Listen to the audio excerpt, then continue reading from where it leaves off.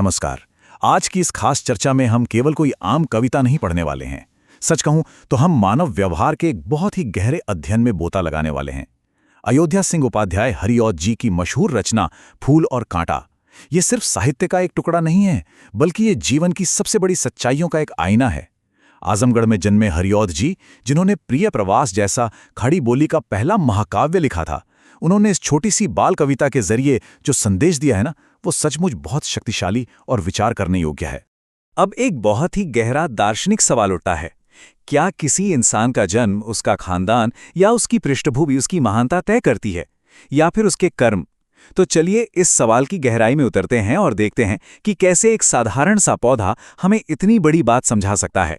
ये सच में हमें ये सोचने पर मजबूर कर देता है कि समाज में असली सम्मान पाने का पैमाना आखिर है क्या। सबसे पहले बात करते हैं पहले हिस्से की, प्रकृति का समान व्यवहार। यहाँ एक बहुत ही दिलचस्प तुलना देखने को मिलती है। देखिए, प्रकृति कभी किसी के साथ कोई भेदभाव नहीं करती। वो अपने उपहार सबको बिल्कुल बराबर बांटती है। रात में चमकने वाला चांद फूल और कांटे दोनों पर एक जैसी ही चांदनी बिखेरता है। बादल दोनों पर एक सा पानी बरसाते हैं, जिसे कविता में मैं कहा गया है, और हवाएं भी दोनों पर एक समान ही बहती हैं। लेकिन जरा रिजल्ट देखिए, बिल्कुल एक जैसे संसाधन और एक जैसी परवरिश मिलने के बावजूद फूल और कांटे का जो अंतिम स्वभाव है, वो एक दूसरे से बिल्कुल एकदम अलग होता है। अब आगे बढ़ते हैं दूसरे भाग की तरफ, जहां हम फूल और कांटे के अपने अपने स्वभाव को करीब से देखेंगे। सबसे पहले जरा कांटे के कठोर बर्ताव पर गौर कीजिए। ये अपने आसपास के माहौल में सक्रिय रूप से नुकसान पहुंचाने का ही काम करता है। किसी की उंगलियों को छेद देना, किसी के सुंदर कपड़े यानी वसन फाड़ देना, यही इसका काम है। और तो और जब बेचारी प्यारी तितलियां इसके पास आती हैं तो ये उनके पर कतर देता है। भौरों के श्यामतन यानी उनके काले शरीर को भी बुरी तरह बेध देता है। कुल मिलाकर बात यह है कि कांटा हमेशा दर्द और विनाश का ही कारण बनता है। लेकिन भाई, इसके बिल्कुल उलट फूल का नेचर देखिए। फूल तो तितलियों को बड़े प्यार से अपनी गोद में बैठाता है, भौरों को अपना मीठा और अनूठा रस पिलाता है। ये अपनी शानदार सुगंध और निराले रंगों से पूरे वातावरण में जैसे जान डाल देता है। कलियों का जी खिला देता है, जिसका मतलब है कि ये उन्हें खुशी से भर देता है।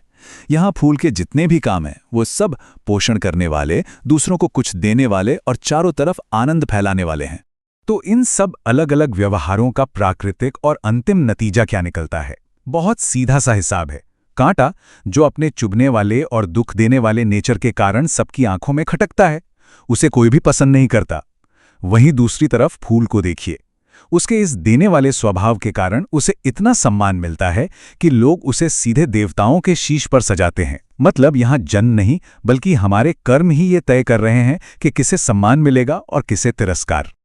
और इसी के साथ हम पहुंचते हैं इस चर्चा के तीसरे और सबसे अहम हिस्से पर, महानता की असली पहचान।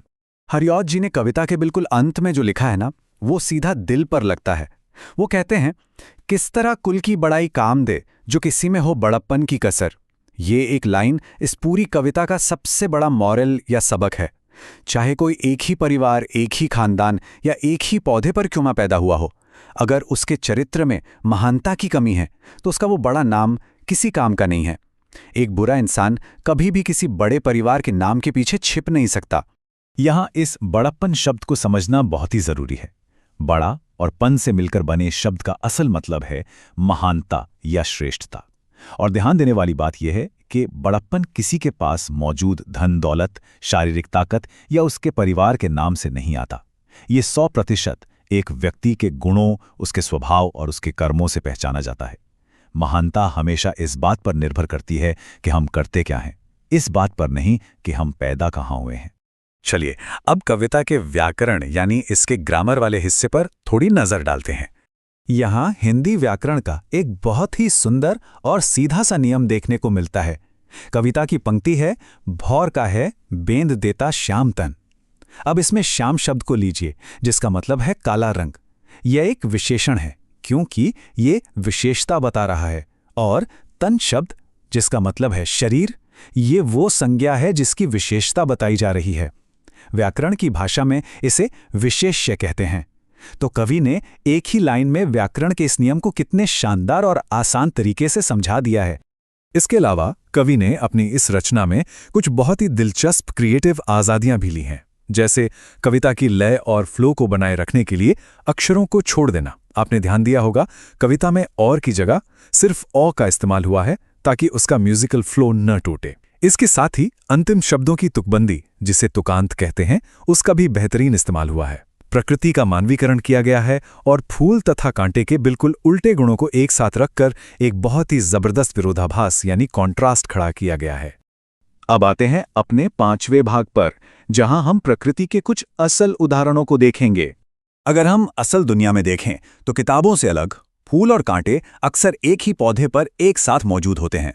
बबूल के पेड़ को ही ले लीजिए, इसमें सुंदर पीले फूल भी होते हैं और नुकीले कांटे भी, लेकिन इसका इस्तेमाल मुख्य रूप से ईंधन और दवाइयों के लिए होता है। गुलाब, जो दुनिया भर में अपने इत्र और सजावट के लिए मशहूर है, उसके तने पर भी तीखे कांटे होते हैं। कैक्टस यानी नागफनी को देखिए, जो रेगिस्तान के सूखे में भी जिंदा रहता है, और नींबू, जो हमें इतना सारा विटामिन सी और स्वाद देता है। इन सभी में फूल और कांटे एक साथ पाए जाते हैं। मतलब ये दार्शनिक द्वैत हमारे रोजमर्रा के जीवन का एक पक्का हिस्सा है, जहां अच्छाई और कठोरता दोनों एक साथ एक ही जगह पर मौजूद रहती हैं।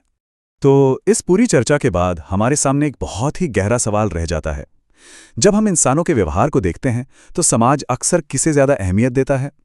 उन लोगों को जो फूल की तरह दूसरों के जीवन में खुशियां, सहयोग और महक फैलाते हैं, या उन्हें जो कांटे की तरह सिर्फ दर्द और परेशानी देते हैं? प्रकृति हो या मानव समाज, अंत में हमारे कर्म ही हमारी असली पहचान बनते हैं। ये एक ऐसा विचार है जिस पर हम सबको जरूर मंथन करना चाहिए। आज के इस गहरे विश्लेषण में साथ जुड़ने के लिए बहुत बहुत धन्यवाद।